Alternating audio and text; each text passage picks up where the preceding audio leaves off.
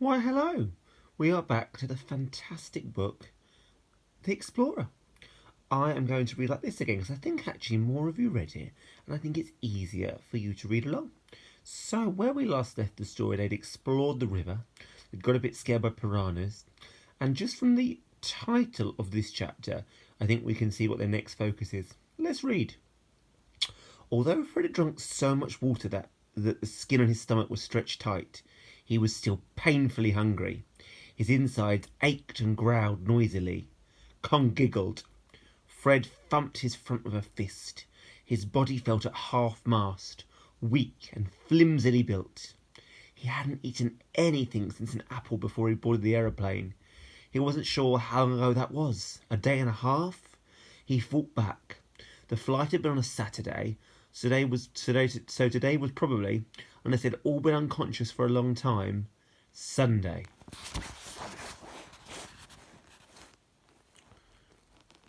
Fred shivered. He shook his head, trying desperately to clear the picture of the burning plane from behind his eyes. I think that there are insects you can eat, he blurted out, more to distract himself than anything else. The comment was greeted with a silence so enthusiastic that it seemed to have its own particular smell. And we can find fruit, he added. There's got to be some. There are monkeys, and the monkeys have to be eating something. Bananas, maybe. There were banana leaves in the den. Or berries. How will we know if the berries are safe? Said Con. I'll test them, said Fred. What if you die? She said. Maybe we should all test them if we find any, said Lilla, but not Max. Why not Max? Said Con. If we're risking our lives, then why shouldn't he? Because he's too young, said Lilla, and he has allergies. That's not fair, said Con. She smacked a small rock against a large one, making Max jump. Fred could feel his own temper slipping away. The heat was burning and his stomach felt bitter. Con, he said. Come on. You don't know me well enough to tell me to come on. Nobody voted you leader. Fred bit his tongue, feeling his nostrils flare angrily. I didn't say I was. Lilla's face was crumpling. Don't. She swallowed back a noise that might have been the beginning of tears or a scream, and tried to change the subject. What were you saying about insects? One of my books said you can eat the insects that eat cocoa pods. What book? Just a book about explorers. It was a book about Percy Fawcett, a man who would come to the Amazon in search of golden cities. It was the kind of book that left you breathless and eye-stretched. What did your book, compronounce the word with distrust, say the insects looked like? Small, said Fred. It said not to eat any insect too big to put it up your nostril.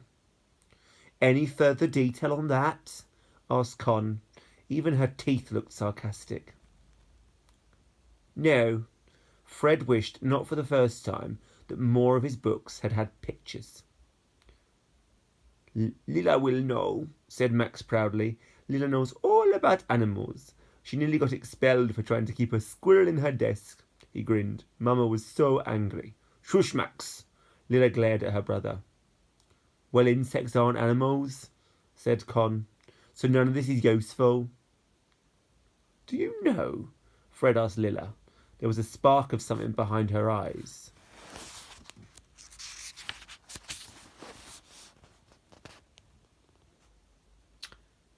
I'm not sure, said Lilla.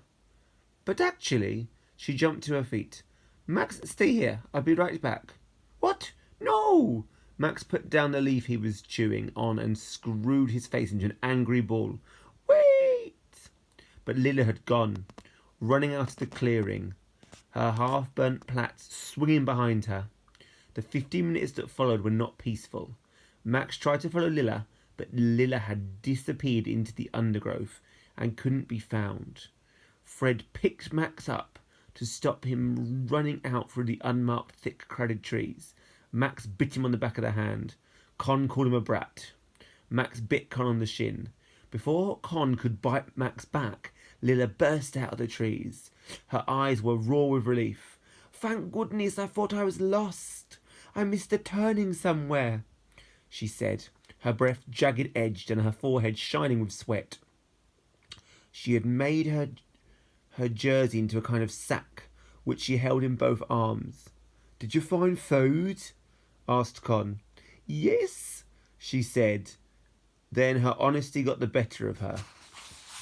She added, "Almost." She opened her improvised sack and poured out dozens of pods onto the grass. "They don't all have larvae holes in them," she said, "but I thought we could eat the cocoa beans too." She began breaking them open with her nails. Fred picked up one of the pods. There were 2 holes in the top. "There's something in here." He tried to shake the something out, but it didn't come. He poked a stick into the hole and shook it again, and a fat little grub, 2 centimetres long, tipped out onto his palm. "That's it," said Lilla. "That's the grub. You can eat it." "Oh, good," lied Fred. The grub lay on his hand. It didn't move, but seemed to be pulsating slightly. He sniffed it. "Go on," said Con. "It was your idea." "Ugh." Fred pinched his nose, braced himself, and bit the grub in half. It was soft, but its insides were sandy, and the crunch of it against his teeth made him shudder. He swallowed it with difficulty. "It tastes a tiny bit like chocolate," he said. "Really?" said Con. Her whole face, and even her ears, were sceptical. It's difficult to make ears register emotion, but Con managed it. "But mostly like dirt," Fred admitted. "Peanuts and dirt."